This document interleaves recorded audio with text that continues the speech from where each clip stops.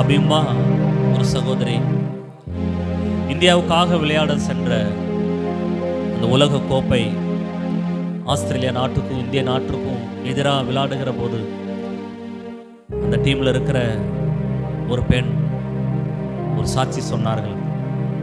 இந்த இந்தியக்காக நான் விளையாடும் போது இந்த கோப்பையை நான் ஜெயிப்பதற்கு காரணம் இயேசுதான். கிட்டத்தட்ட உலகமே அந்த வார்த்தை மகிமைப்பட்டு இருக்கிறது. என்னுடைய வெற்றிக்கு காரணம் இயேசு கிறிஸ்து ஒருவரே. அவர்கள் எல்லா டிவி சேனலையும் சொன்ன ஒரே ஒரு வார்த்தை, என்னுடைய வெற்றிக்கு காரணம் ஒரே ஒருவர், அவர் கர்த்தராகிய இயேசு கிறிஸ்து மட்டும்தான். ஆனால் அதற்கு பிறகு அவங்க சொன்ன ஒரு வார்த்தை உலகமே பேசும் பொருளாக மாறினது. அது மிகப்பெரிய சர்ச்சைக்கு உள்ளானது. அது எந்த வார்த்தை தெரியுமா? இந்த பாடல்ல நம்ம அந்த வார்த்தைகளை பாடி இருக்கிறோம். கர்த்தர் எனக்காக யுத்தம் செய்வார், நான் காத்திருப்பேன் பொறுமையோடு. கர்த்தர் எனக்காக யுத்தம் செய்வார், நான் பொறுமையாய் காத்திருப்பேன்.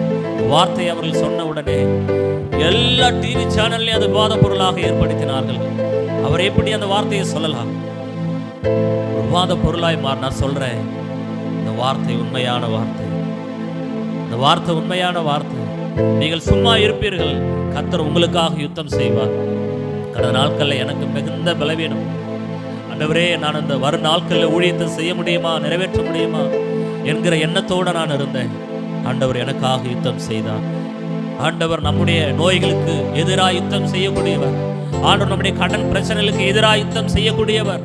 ஆண்டவர் நமக்கு விரோதமாய் செயல்படுகிற அந்தகாரத்தின் கிரியைகளுக்கு எதிராய் யுத்தம் செய்கிறவர்.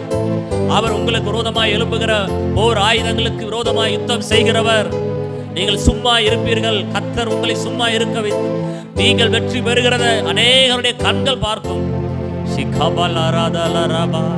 இல்லை, உள்ளத்தின் ஆழத்திலிருந்து இன்று காண்கின்ற எகிப்தியரை இனி ஒருபோதும் காண்பதில்லை. கர்த்தர் எனக்காய் யுத்தம் செய்கின்றார், காத்திருப்பேன் நான் பொறுமை. நீங்கள் பொறுமையோட காத்திருக்கும் போது யுத்தம் செய்வார், காத்திருப்பேன் நான் பொறுமை.